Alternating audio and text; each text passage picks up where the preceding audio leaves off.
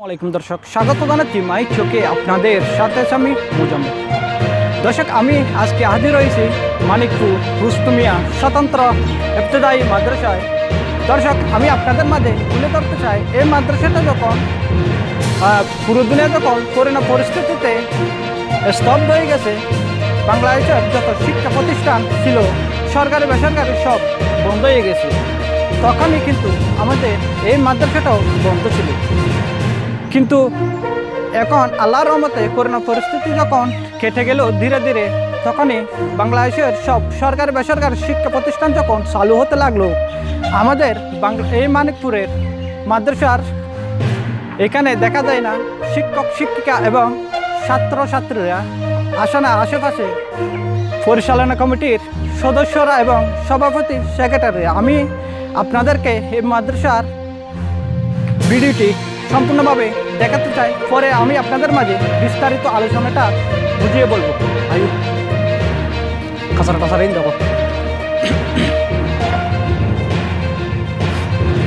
যাবে দেখাই এই বুক ফুটিং দেখি যাবো। দর্শক, আমরা একটু ভিতরের দিকে যাব, আপনাদের দেখার সুযোগ করে দেব।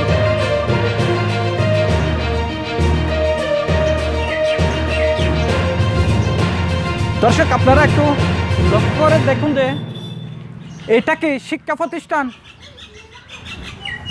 নাকি ভূত প্রেতনি থাকার বাসস্থান। আপনারা দেখলে কখনো বিশ্বাস করতে পারবেন না যে এটা দেখতে আসলে শিক্ষা প্রতিষ্ঠানের মতো লাগে না। এখন বর্তমানে রূপে দেখা যাচ্ছে এটা ডাইনি ভূত প্রেতনি থাকার বাসস্থান। দর্শক, আমরা একটু ভিতরের দিকে যাব, মাদ্রাসার ভিতরের দৃশ্যটা আমি আপনাদের একটু দেখাতে চাই।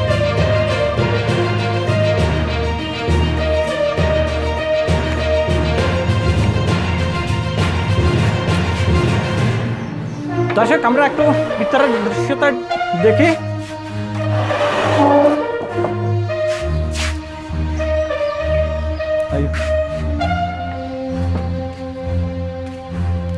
দর্শক, এটা হলো আমাদের মানিকপুর রুস্তমিয়া স্বতন্ত্র ইবতেদায়ী মাদ্রাসার দৃশ্য।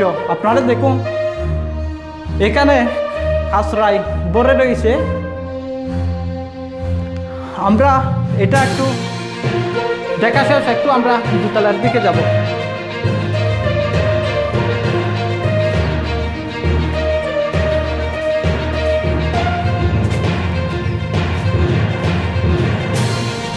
দর্শক, আমরা একটু বাইরে গিয়ে দোতলাতে যাচ্ছি, দেখবো দোতলার অবস্থা কেমন।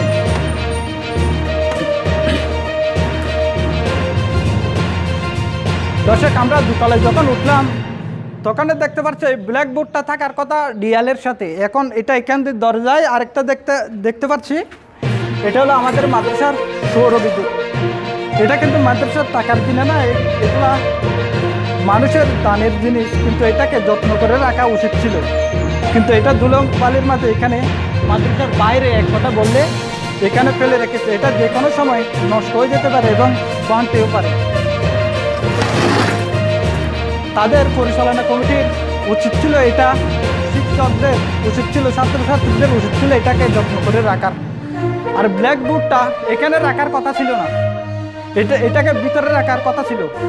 এগুলা সরকারি জিনিস না, কিন্তু এগুলা জনগণের টাকা দিয়ে এগুলা বানিয়েছে। কিন্তু এগুলা ছাত্রছাত্রী এবং শিক্ষক এবং পরিচালনা কমিটির সভাপতি সেক্রেটারি যারা আছে তাদের উচিত ছিল এইগুলাকে যত্ন করে রাখার।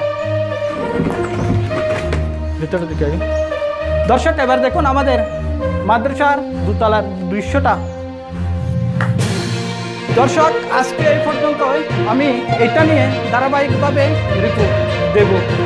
যারা এই মাদ্রাসা পরিচালনা কমিটির সভাপতি সেক্রেটারিদের সাক্ষাৎকার নিয়ে আমি আপনাদেরকে মুখোমুখি করব ইনশাআল্লাহ। দর্শক, আজকে এই পর্যন্তই। আপনাদেরকে একটু এই রিপোর্ট যে এই মাদ্রাসার আরও নিউজ পেতে, দেশ বিদেশের নিউজ পেতে আপনারা আমার মাইক চোখ ইউটিউব চ্যানেলটি সাবস্ক্রাইব করবেন এবং ভিডিওটি ভালো লাগলে অবশ্যই লাইক দিতে ভুলবেন না। আপনাদের মূল্যবান মন্তব্যগুলো কমেন্ট করতে ভুলবেন না। আজকে এই পর্যন্ত আপনারা সবাই ভালো থাকুন, সুস্থ থাকুন। এই প্রত্যাশায় বিদায় নিচ্ছি। আসসালামু আলাইকুম।